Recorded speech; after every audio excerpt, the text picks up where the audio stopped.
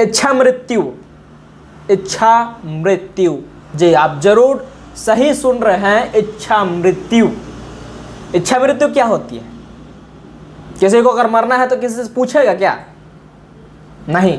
इच्छा मृत्यु तब मांगी जाती है जब सारे मोमेंट या कोई हमको सहारा ना दिखे, कोई रास्ता ना दिखे, तभी जाकर इच्छा मृत्यु मांगी जाती है। हम इच्छा मृत्यु की चर्चा आज इसलिए कर रहे हैं क्योंकि सरगुजा जिले के सीतापुर क्षेत्र का एक गांव पड़ता है बटईकेला, बताया जा रहा है वहां एक परिवार के द्वारा इच्छा मृत्यु मांगा जा रहा है। क्यों मांगा जा रहा है? बताया जा रहा है कि इस परिवार के 4 सदस्य विकलांग हैं, 2 नेत्रहीन हैं और 2 शारीरिक रूप से विकलांग हैं।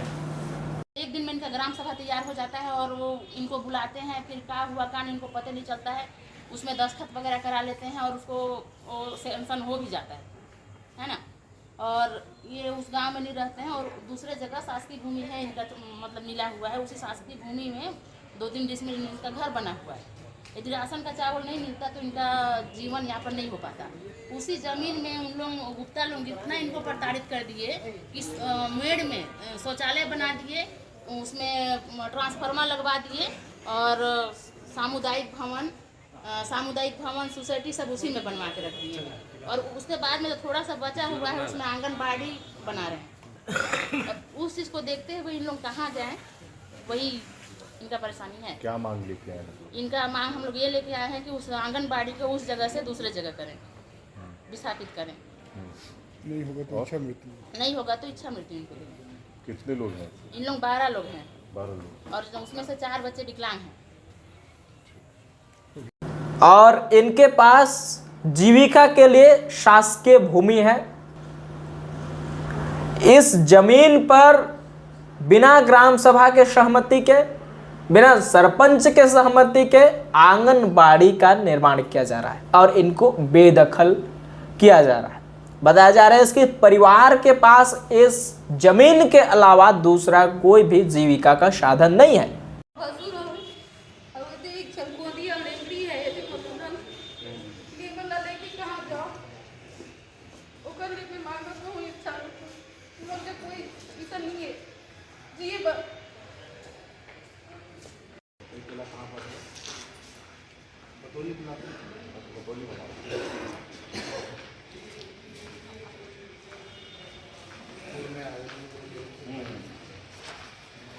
ठीक है, दिखवाते हैं ना।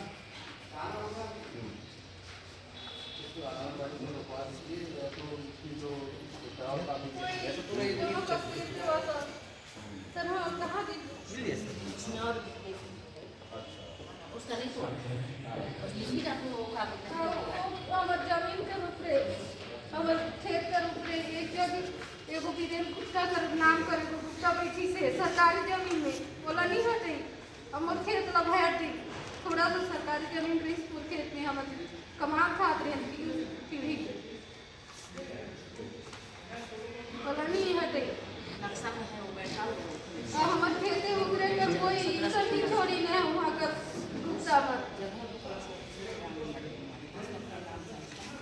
और काम चालू है, कालम ढालते हैं वहाँ। नहीं ठीक है, दिखवाते हैं।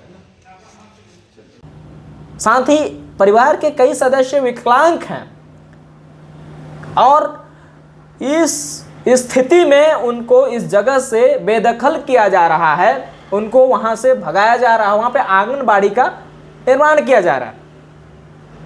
दुखित परिवार सरगुजा कलेक्ट्रेट जाकर के इच्छा मृत्यु मांग रहा है, राष्ट्रपति जी से मांग रहा है कि हमको आदेश दिया जाए कि हम मर सकें, हम मरें, क्योंकि हमारे जीवन जीने के लिए हमारे पास सहारा नहीं बचा, हम मर जाएं, हमको आदेश दीजिए कि हम मरें। जरूर ये शासकीय भूमि है लेकिन उनके पास जीविका का साधन नहीं है, तो क्या वो परिवार उस घर से बेदखल हो जाएगा? बताया यह भी जा रहा है जो आंगनबाड़ी निर्माण किया जा रहा है ये सोची समझी एक साजिश है, परिवार के द्वारा यह कहा जा रहा है। ये कैसे साजिश है? वहां के जो सचिव हैं उनके मिसेस जो हैं आंगनबाड़ी के टीचर, और जिस खसरा नंबर की मैं बात कर रहा हूं या ये परिवार जिस खसरा नंबर का जिक्र कर रहा है, उसी खसरा नंबर के एक छोर में उस सचिव द्वारा मकान भी बनाया गया है और उस मकान के नजदीक इनका घर पड़ता है। तो अगर यहाँ पे आंगनबाड़ी केंद्र बन जाए तो उस सचिव के मिसेस को, जो आंगनबाड़ी कार्यकर्ता है, ड्यूटी करने के लिए दूर जाना नहीं पड़ेगा। और इसलिए इस परिवार को बेदखल करके उस जमीन पे आंगनबाड़ी केंद्र का निर्माण कराया जा रहा है। ये पत्र के अनुसार हम कह रहे हैं, हम अपनी बातें नहीं कर रहे हैं। जो पत्र मिला है, जो पत्र उन्होंने प्रशासन को दिया है और इच्छा मृत्यु के लिए मांग किया है, उस पत्र के आधार पर हम अपनी जो उनकी पीड़ा है हमको आपको बता रहे हैं। आजादी के इतने वर्षों बाद एक परिवार को शासकीय भूमि से बेदखल करना कहाँ तक जायज है। और एक बहुत बड़ी सोचने वाली बात है कि ये 5वीं अनुसूची क्षेत्र में आता है, जिसमें शासकीय भूमि या अन्य जो संसाधन हैं उसको नियंत्रण करने की शक्ति पेशा एक्ट के तहत ग्राम सभा को मिली हुई है। विधिवत बंटन कर सकता है, इसका निर्णय ग्राम सभा को है। 5वीं अनुसूची क्षेत्र लागू है।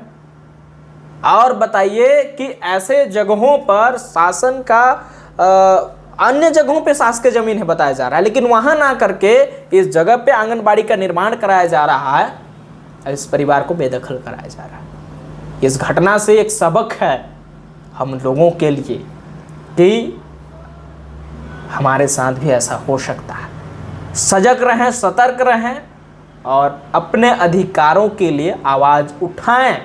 ये वही क्षेत्र है जिस क्षेत्र में हंसदेव के लिए आवाज उठी थी, लेकिन वो आवाज बंद हो गई। ये वही क्षेत्र है जिस क्षेत्र के अभी एक वायरल आप वीडियो देखे होंगे अमेरा खदान का, वो वही क्षेत्र है जहाँ के गांव के लोग अपना जमीन बचाने के लिए हथियार उठाए, पत्थर उठाए और झड़प किए।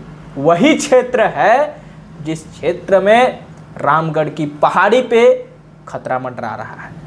आज एक ग्रामीण का जमीन कह के अगर इस मूवमेंट को, इस घटना को अगर लोग सोचेंगे कि व्यक्तिगत समस्या है, एक व्यक्ति विशेष का समस्या है, तो ये मुझे नहीं लगता कि ये किसी व्यक्ति विशेष का समस्या है। ये शासकीय भूमि अगर हम कहें तो शासकीय भूमि इस क्षेत्र के पेशा एक्ट के आधार पर, 5वीं अनुसूची के आधार पर, अनुच्छेद 244 के आधार पर ये जो भूमि है यहाँ के आदिवासियों की है, यहाँ के लोगों की है, जहाँ से उनका अधिकार अब समाप्त हो जा रहा है।